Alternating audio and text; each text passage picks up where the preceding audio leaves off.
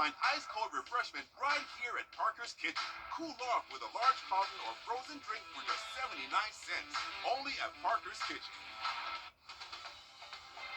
Live from Augusta, you're watching News 12 live at 5. Good evening and happy Friday. I'm Meredith Anderson. Friday Night Football is officially back. And your first alert meteorologist, Riley Hale, he is live at Lakeside High School ahead of a big rivalry game tonight.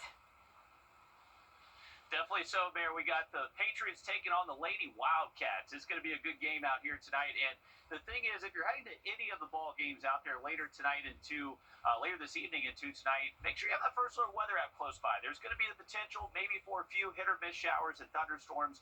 We're going to keep that chance again on Saturday. But once we get towards our Sunday, it does look like the rain chances really do go away. But it is hot out here, especially on this artificial turf. Feel like temperatures are around 105 this afternoon, so most spots are feeling the heat. It's been another hot day for us. It's going to stay just as hot, most likely again tomorrow, so make sure you're preparing for that too. But we'll cool off a little bit by the time we get to game time. Take a look at our rain chances. You can see they do stay elevated through this evening, even into portions of the overnight hours, so that's going to be thanks to this backdoor cold front getting close to us, and we are tracking some storms just a little bit west of us towards Atlanta that are trying to make their way towards us. So live look at our Doppler Max radar. You can see that we have the backdoor cold front storms just kind of isolated around the area. Definitely not widespread for everyone, but the thing is, just going to need to keep a watchful eye to the sky if you are going to be out later tonight. Here's a closer look at some storms we've been tracking in Aiken County. Those have moved into portions of Richmond and Burke County, and these are just going to gradually be popping up and firing off as we head over the next several hours into tonight. So once again, for our under the lights forecast, I don't think it's anything you need to cancel cheering on the home team for, but just make sure you are staying weather aware for the rest of tonight. All right, sounds good. Thanks for that, Riley. And with Friday Night Football back in rotation, old rivalries are flaring up. You don't have to live here long to understand how deep it gets between Laney and Westside. And as your Sydney Hood explains, these rivalries are as important to some families as the sport itself. Some matchups fade with time, but this one, it only grows louder. When you're watching Laney and Westside play football, you're watching generations collide. Players, parents, grandparents, all part of the same story. It's not just a football game. It's pride, tradition, and bragging rights, stretching back more than 50 years. Beating them means a lot to us, and I'm pretty sure that resonates with the kids today. When you talk with kids today, they really want to beat Laney. There's something about winning against Laney that just makes everybody, that's the game that they just have to win. Then we'll look at the stadium and we'll see it packed. And it was like pride of Augusta. Everybody was there. I mean, it was a big event, and it was just crowded. It was just packed everywhere. It's a game that unites and divides generations. Coming up on News 12 at 6 o'clock, we show you how this game is more like a family competition. In Augusta, Sydney Hood on your side.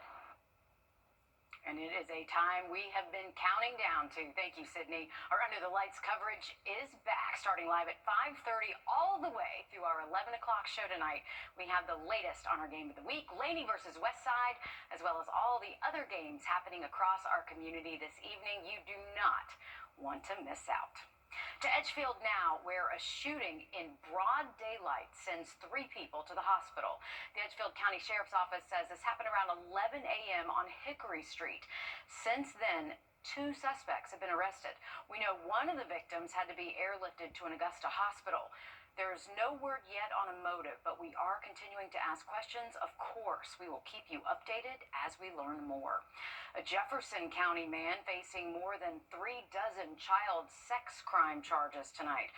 Authorities say this man, 35-year-old William Stevens, traveled to Virginia where he thought he was going to pick up an underage girl and bring her back to Georgia. Instead, Stevens was arrested in Virginia and is charged with 40 counts of taking indecent liberties with children and 1 count of attempted abduction and kidnapping. A A Georgia family left grieving tonight after their beloved grandmother is mauled to death by dogs, and the dog's owner is denying they were responsible. Donna Wynn's family says the great-grandmother loved to walk.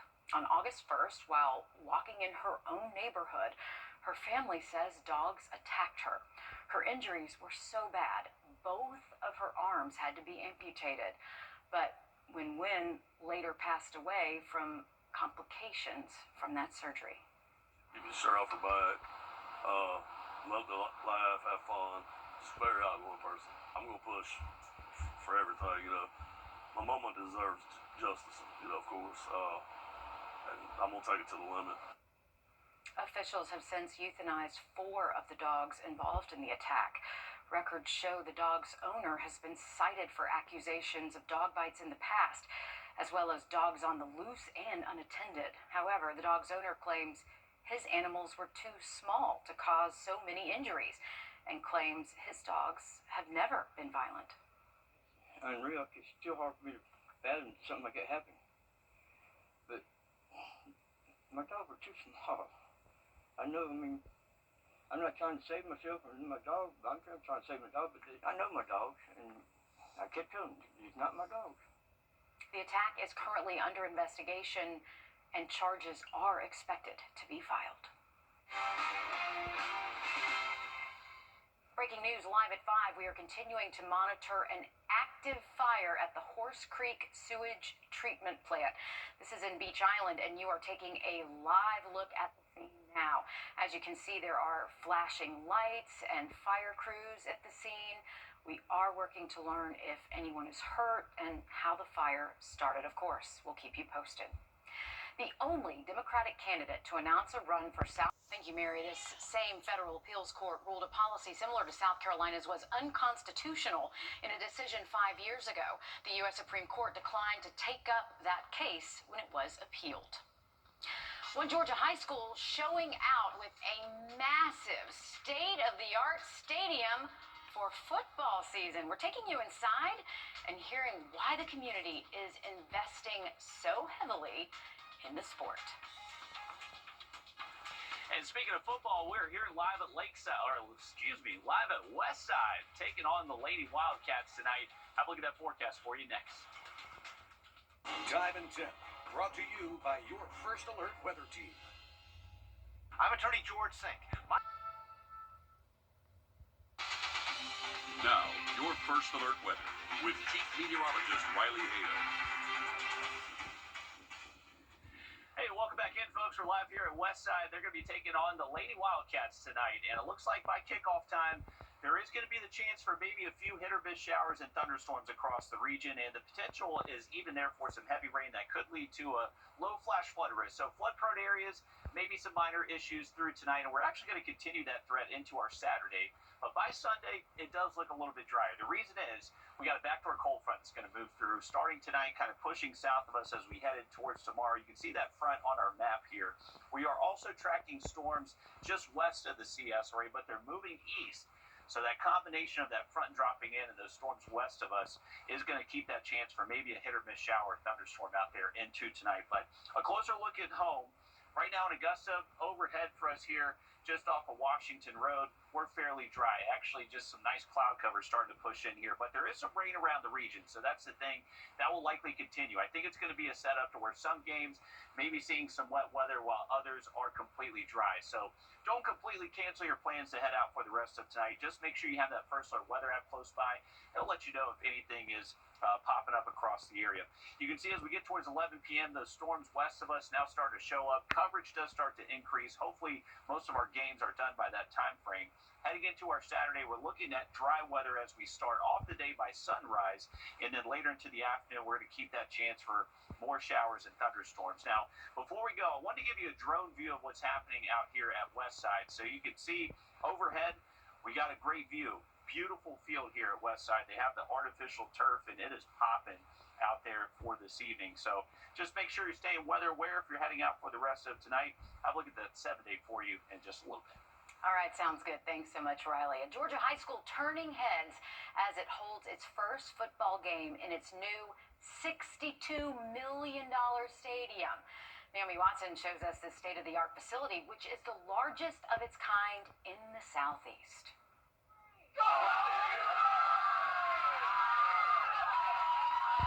We're all excited about it.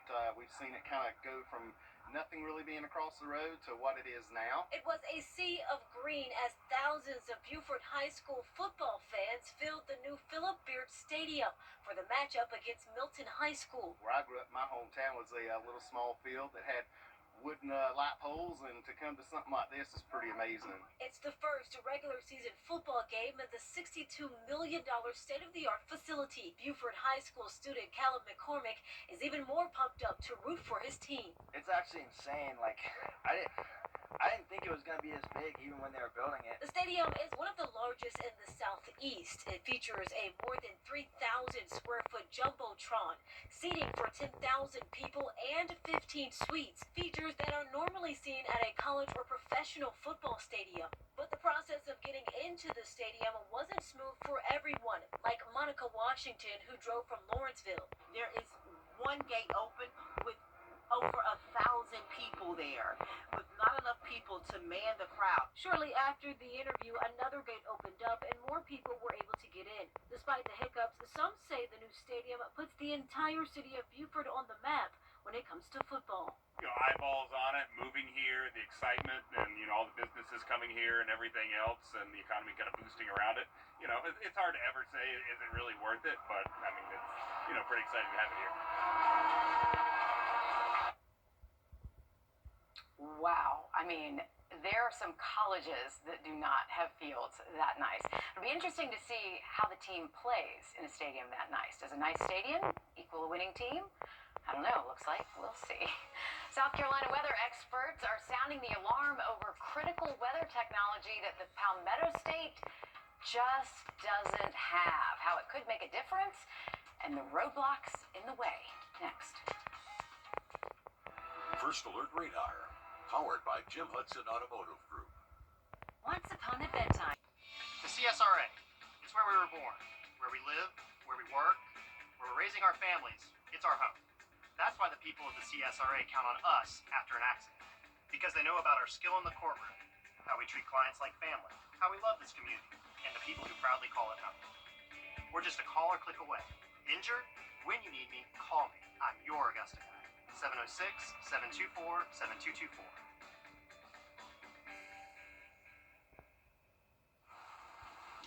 Welcome back in, folks. Let's take a look at your super 7-day forecast. We are going to have the opportunity for showers and a few storms out there for the rest of tonight.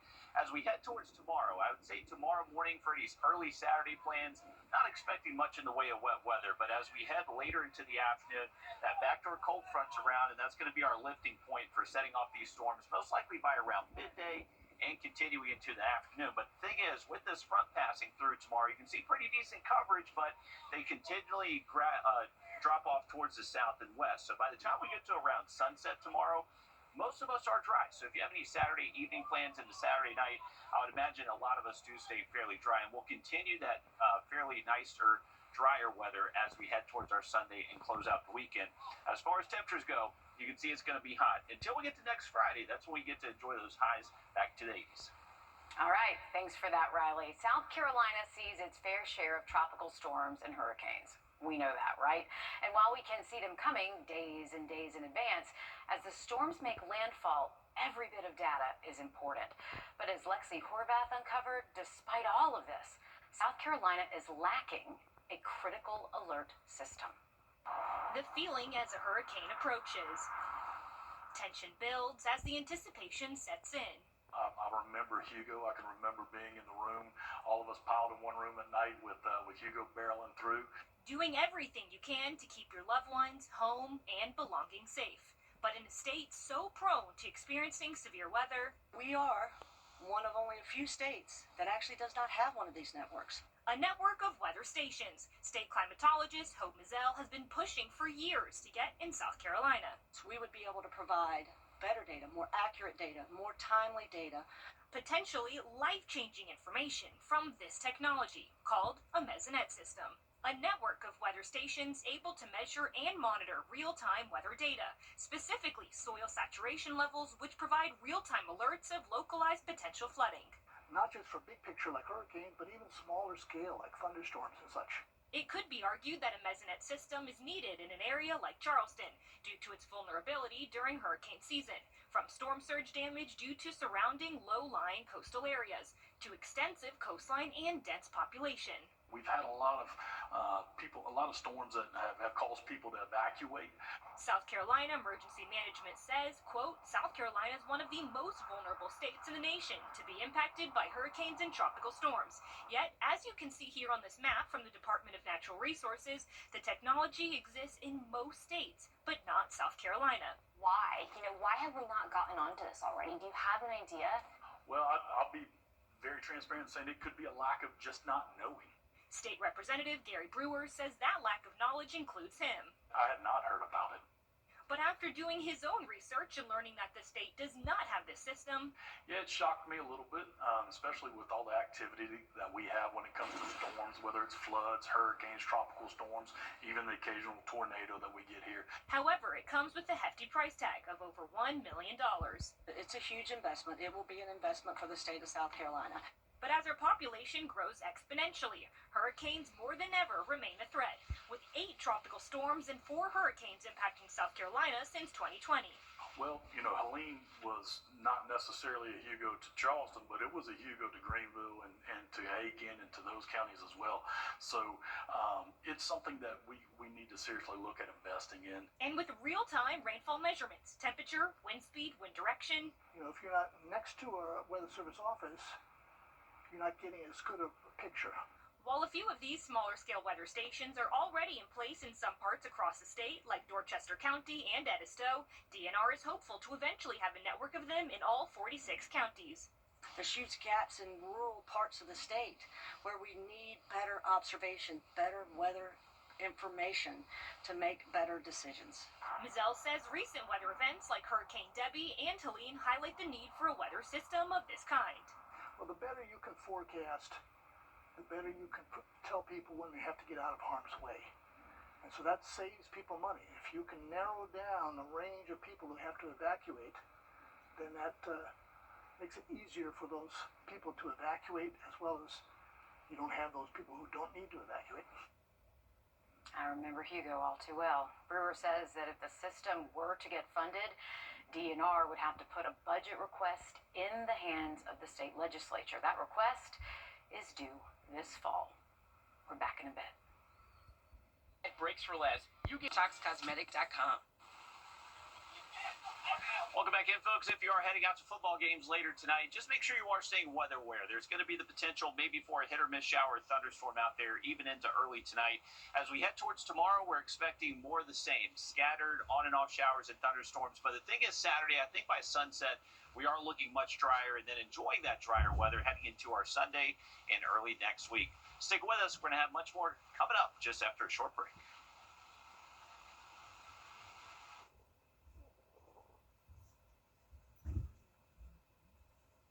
The News 1226 First Alert Radar Network. With up to 10 times the resolution of other local radars and technology that can pinpoint right down to your street. First just got faster.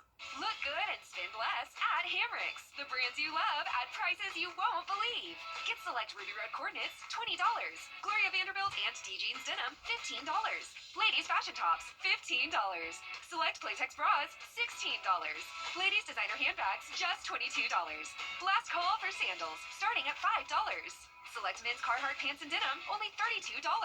These deals won't last long. Dress to impress without the stress. Only at Hamricks. Intibio is the only. Keep your pets safe this summer with this advice. Avoid hot asphalt, concrete, and metal surfaces. If it's too hot for your hand, it's too hot for your animal's paws. This summer safety tip is brought to you by Hammond Hills Animal Hospital. Trust Chief Meteorologist Riley Hale for your first alert. At Parker's Kitchen, we make the heavyweight champion of chicken tenders. Almost twice the size of our competition. Twice the size, twice the taste, and a better value at Parker's Kitchen. You're watching News 12 live at 5. Continues. Good evening. I'm Meredith Anderson. It is the first night of Under the Lights, and Unfortunately, we are tracking some storms. Our live team coverage starts now as we go to your first alert. Chief Meteorologist Riley Hale live at the Laney Westside game. Riley, how's it looking out there? Well, we're dry out here, Mayor. I actually want to give you a shot of our drone just above the west side right now, and we are looking at dry weather currently. I can tell you it is very summer-like. It is hot, it is humid, and we have seen a few kind of peppered showers and thunderstorms across the area so far today, but take a look at that beautiful field. We are getting ready for a good game tonight. Westside taking on the Laney Wildcats. We're going to hear more from our sports reporter Joseph Doring here in a little bit about that game. But as far as the forecast goes, we are keeping an eye on radar. It's also very hot and humid, so feel-like temperatures are well into the hundreds. Actually have been as high as around 105 so far today. We just had a little outflow boundary push through here in Augusta, so you can see our feel-like temperature down to 98, but I think it feels a little bit hotter than that out here, but most spots are topping out between 100 to 105. Closer look around the metro, 106 right now in Martinez, 104 at the Welcome Center. Grovetown, you're not far behind, currently feeling like 101. Here's the way radar looks. We got some showers and storms forming ahead of a backdoor cold front. We're also keeping an eye on storms west of us that are gradually moving east, so those are going to continue to just be sending out those outflow boundaries and giving us the potential for some pop-up showers and storms even into tonight. Right now here at Westside, we're dry, but you can see those storms south of us. Have a closer look at those storms heading into tonight for you in just a second. It's Friday night, where the best of high school football is here on News 12. Under the Lights, sponsored by Chandler Law Firm. Hey friends, welcome back. It has been a long time coming, that countdown clock to the first games of fall nearing zero. And those record books sitting at 0-0 will soon fall on the left or right side of the aisle. Joseph Doring kicks us off with our Game of the Week. Join us as we tailgate Under the Lights, sponsored by Stokes Hodges Ford.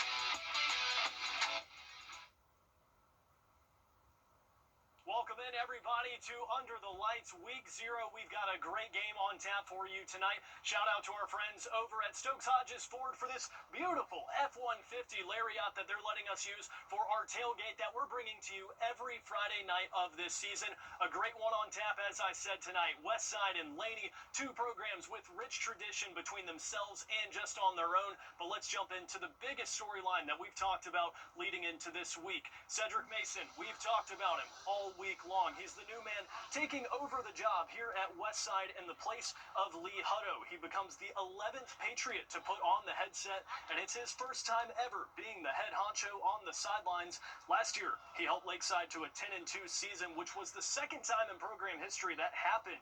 Looking to bring over that winning success here off of Patriots Way.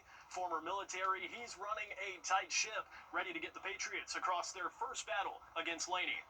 The way that we gel together, it's like we've been together for years. And the kids, the high level of competition that they bring every single day, their willingness to fight, their willingness to be coached, like they're every day they're trying to learn something new. Coach, how can we get better? Coach, what can we do about this?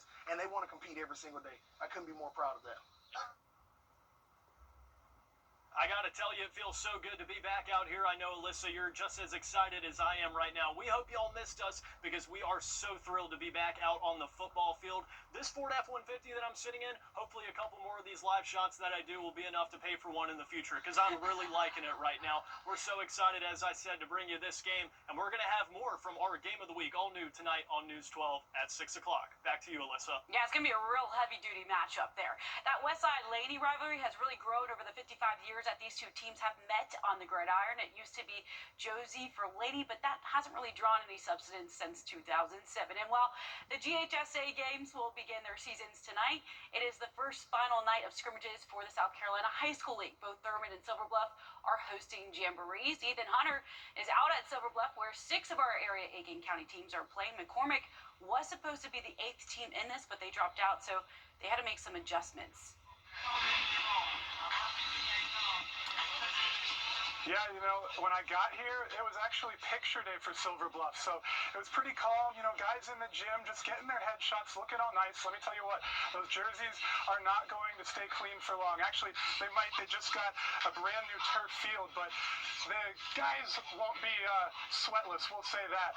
Now, there's going to be over 300 players here across the 7 teams that are going to be facing off here. I know that it's the first week of official games across the river, but come on, 7 teams all facing each other, 6 from our area. Swansea, which you can see right behind me, starting to warm up on the bench. They're going to be first off against South Aiken. Now that's going to be 2 12-minute periods here in this jamboree setup. Then we're going to go to Aiken versus Wagner Sally, also 2 12-minute periods.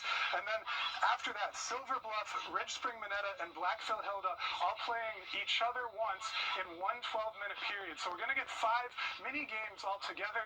It's a lot to be excited about. It's already starting to smell like hot dogs, and the AC/DC, I don't know if you can hear it, is starting to blare through. It's actually just changed to hip-hop, but we were running with AC/DC for quite a long time. Now, I did get a chance to catch up with host Matt Hayes, who told me about the scrimmages that they've been having. It's a very tight window here in South Carolina that you can get those in. Some teams didn't get all of them in, but tonight is the last dress rehearsal before the real stuff starts next week. Anytime you miss time with player development and getting those guys scrimmaging or going against other teams, we evaluate that, especially smaller schools who are always looking at the depth problem and control what you can control. We cannot control the weather. Wish maybe the schedule or the ability to have more time to get those in would be different, but this is what it is. Yeah, now this all starts at 6 o'clock, so this is the last chance you're going to get to see it before all this action starts. Swansea and South Aiken going to be back and going when I see you next on News 12 at 6 o'clock, so don't go anywhere. Yeah, we know that the stands are going to get really, really full here real soon. North Augusta, Midland Valley used to play in it. The Jackets are off to Lexington Valley at Anderson, so everybody's getting in some action tonight. Thank you so much, Ethan. We do have a breaking news update live at 5 to a shooting in Edgefield County. We have been following this for you all day. The Edgefield County Sheriff's Office telling us a suspect now faces attempted murder and gun charges tonight. His name, Jordan Wright from Johnston. He is being held at the Richmond County Jail until he is taken to South Carolina. That shooting, it happened at Walnut Street and Rosa Hill Street. Deputies say Wright was one of the 3 injured in the shooting. 2 females were also injured. Deputies say one of the victims was airlifted to the hospital. They say another person was questioned but was not arrested because it appeared he acted in self-defense. One neighbor tells us crime is unusual for the area, but now it's a concern. So like I said, unfortunate, and it does, shatter the sense of safety when something like this happens. So hopefully this is just an isolated incident. We still don't know what led up to the shooting or how the victims are doing right now. We also continue to follow more breaking news for you live at 5. The scene just now starting to wrap up at the Horse Creek Sewage Treatment Plant after a fire there. Still pretty active, but yeah, it's starting to wrap up. We first learned about it just after 3:30 this afternoon, so we're going on more than 2 hours now. You can see an ambulance appearing to leave and not in a hurry. Multiple emergency crews still on scene, as you can see. Again, we don't know the cause of the fire or if there are any injuries. We are working to learn those details, and we will keep you updated. But again, an ambulance leaving at a slow speed, so that is potentially, hopefully, some good news. New this evening, the wife of fallen South Carolina trooper Dennis Ricks speaking out just days after he passed. This is video of a news conference held just within the last hour. Ricks died 3 days after he was hit by a truck during a traffic stop. It happened on I-26 in Orangeburg County just this past Sunday. He had been in critical condition since the accident when he died. Rick's wife says his death was preventable, and she has a message tonight for drivers. As we honor Dennis, I just ask everyone to please slow down and move over for emergency vehicles. My husband would still be here if everyone could do that. Please give these men and women the space to work safely. That's one way that we can remember him. The alleged driver, 45-year-old Anthony Adelet, was arrested after the crash. He faces a driving under suspension charge. Adelet was granted bond, but officials say he could face more charges as this investigation continues. Just hours ago, hundreds of law enforcement vehicles flooded the interstate in honor of Trooper Dennis Ricks. A procession was held on the same interstate where he was hit. People who live in Orangeburg County showed up to support the fallen trooper. We've been following ever since it happened. I've definitely been praying for Trooper Hicks and his family. And then when we got the news that he unfortunately had passed away, my heart goes out to his wife and his family. And I just wanted them to know that the Orangeburg community supports them. Ricks was a husband and a father.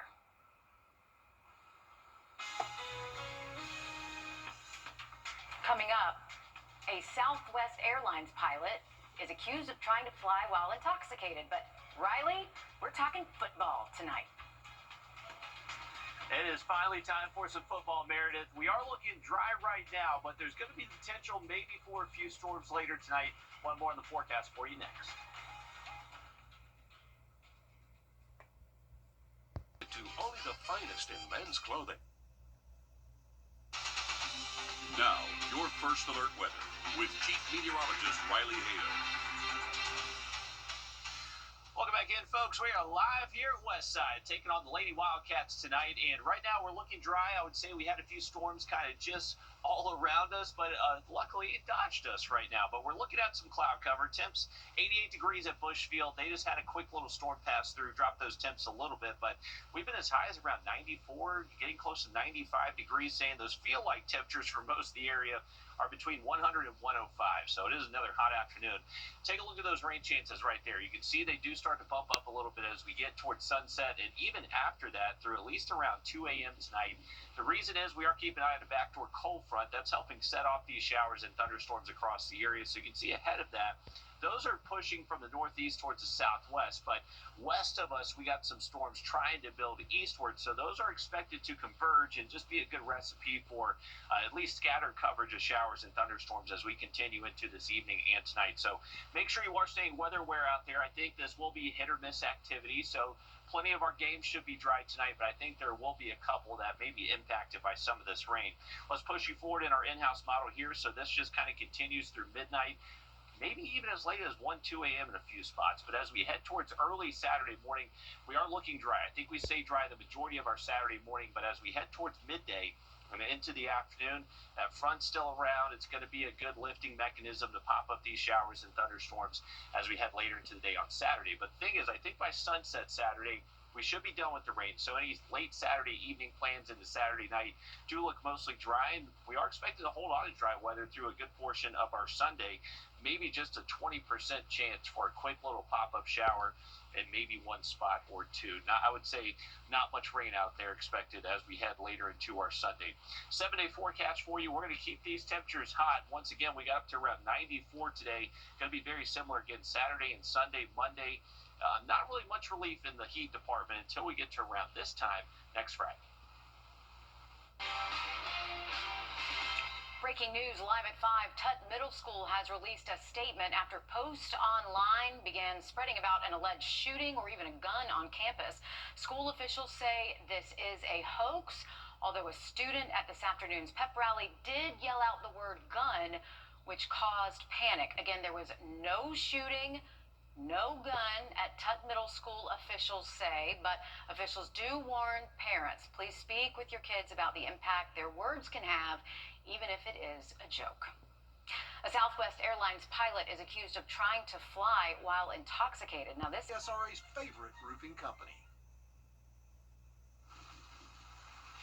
Welcome back in, folks. We are live here at Westside tonight. They got a good game against Lady out there later tonight after 7 o'clock. And we are going to have to keep an eye on the chance for maybe a shower or thunderstorm out there. I want to take a look at our game and fish forecast. I know we got lake plans out there this weekend. If you're heading out to the lake tomorrow, we got a good peak just after sunrise around 7:20, and then another one just after sunset tomorrow at about 9 p.m. We are hitting that last quarter moon tomorrow, so that moon kind of half bright out there for tonight. Take a look at your lake forecast. We're going to keep winds out in the northeast tomorrow, generally between 5 to 10. Should be on the lighter side of 10 for most of the day. And then Sunday, we're going to keep that wind direction generally out the north. And both days, going to be seeing those high temps close to 90 degrees. But the thing is, rain chances do look a little bit higher Saturday. So make sure you have your First Alert weather app if you're hitting the water out there tomorrow. Here's a look at it. Those storms should start firing up anytime around midday, lasting into the afternoon. But once we get towards sunset tomorrow, a lot of this rain is starting to clear out. All right, thanks for that, Riley. A new mascot is in training at Georgia Southern University. Freedom, the bald eagle mascot, passed away in March at just 20 years old. He was found knocked out of a nest in Florida. Well, now the university is working to keep the live bald eagle mascot tradition alive, this time with a lady eagle. The bird's the one who's the driver. She will let me know what she will accept and not accept. And that should resonate with a lot of us guys out there, right? But anyway, my point is she will let me know how the relationship's to proceed. I love that. A name has not been chosen yet for the new lady eagle, but maybe she will be the one to decide, right? Definitely, so it's pretty cool. I didn't know they were going to find a mate for that mascot, but hopefully finds a good one. Hey, we got a chance for storms tonight, again tomorrow, but looking drier Sunday. Another quick look at radar for you, and that's 7-day just after break.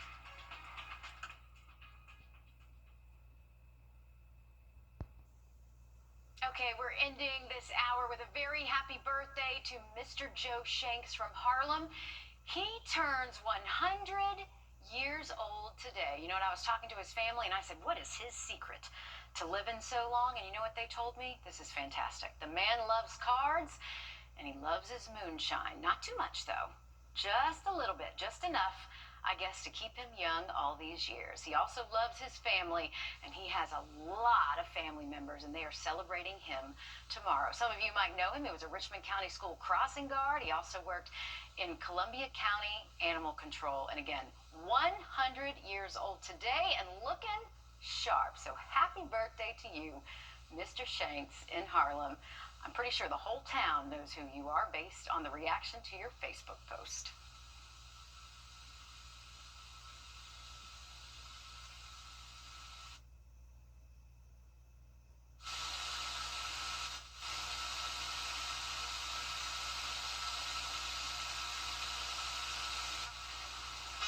And it looks like we can't hear Riley out there on the football field.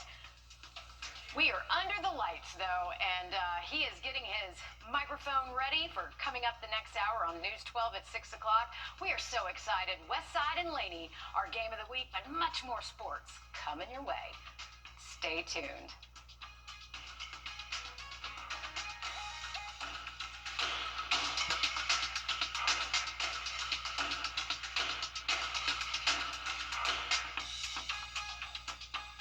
News 1226, honored with 4 Emmys and proud to be on your side. Thank you for trusting us with your stories. Hot weather is here. Make sure your HVAC system is working at peak performance. All-weather heating and cooling can tune your existing unit, or if needed, replace it with a new high-efficiency system for less than you might think. Whether it's your home or business, we have the solution to keep you comfortable. Our expert factory-trained technicians and superior customer service have earned us 5-star reviews from customers across the CSRA. Call us today. All-weather heating and cooling. Have a great